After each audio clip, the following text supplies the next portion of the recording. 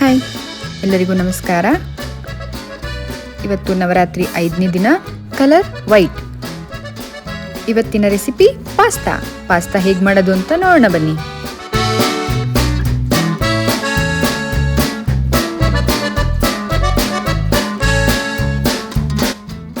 First ಒಂದು ಪಾತ್ರೆಗೆ 1 ಲೋಟ ಹಾಲು ತಗೊಂಡಿದ್ದೀನಿ, ಅದನ್ನು ಕಾಯಕ್ಕೆ ಇಟ್ಕೊಳ್ಳೋಣ.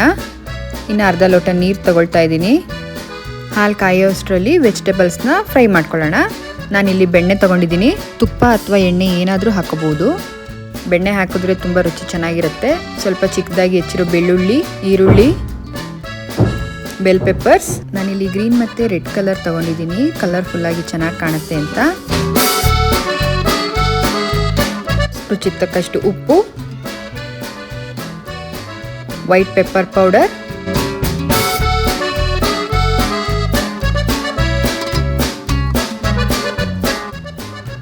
ಸ್ವೀಟ್ ಕಾರ್ನ್,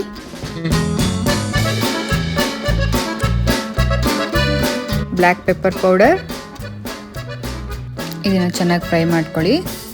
ಫ್ರೈ ಆದಮೇಲೆ ಸೈಡಲ್ಲಿ ತೆಗೆದಿಟ್ಕೊಳ್ಳೋಣ. ಹಾಲು ಚೆನ್ನಾಗಿ ಕುದೀತಾ ಇದೆ. ಇವಾಗ ಪಾಸ್ತಾನ ಬೇಯಿಸ್ಕೊಳ್ಳೋಣ.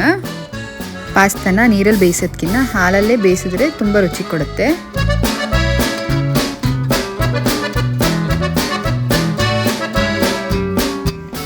ಪಾಸ್ತಾ ಚೆನ್ನಾಗಿ ಬೆಂದಮೇಲೆ ಆವಾಗಲೇ ವೆಜಿಟೇಬಲ್ಸ್ನ ಫ್ರೈ ಮಾಡಿ ಇಟ್ಕೊಂಡಿದ್ವಲ್ಲ, ಅದನ್ನು ಹಾಕ್ಕೊಂಡು ಮಿಕ್ಸ್ ಮಾಡ್ಕೊಳ್ಳೋಣ. ನಂತರ ಇದಕ್ಕೆ ಸ್ವಲ್ಪ ಚೀಸ್,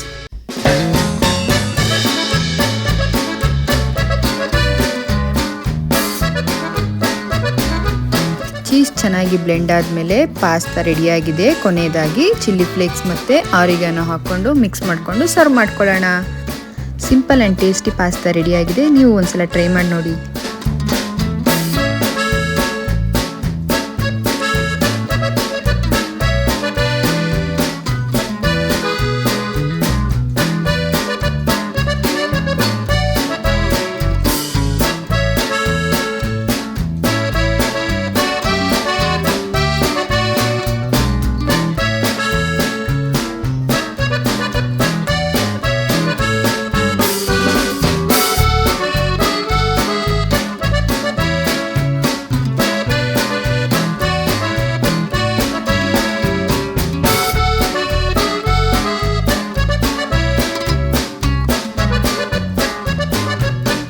ಇಷ್ಟ ಆದರೆ ಲೈಕ್ ಮಾಡಿ, ಶೇರ್ ಮಾಡಿ, ಕಮೆಂಟ್ ಮಾಡಿ, ಸಬ್ಸ್ಕ್ರೈಬ್ ಮಾಡಿ. Thank you. ಬಾಯ್.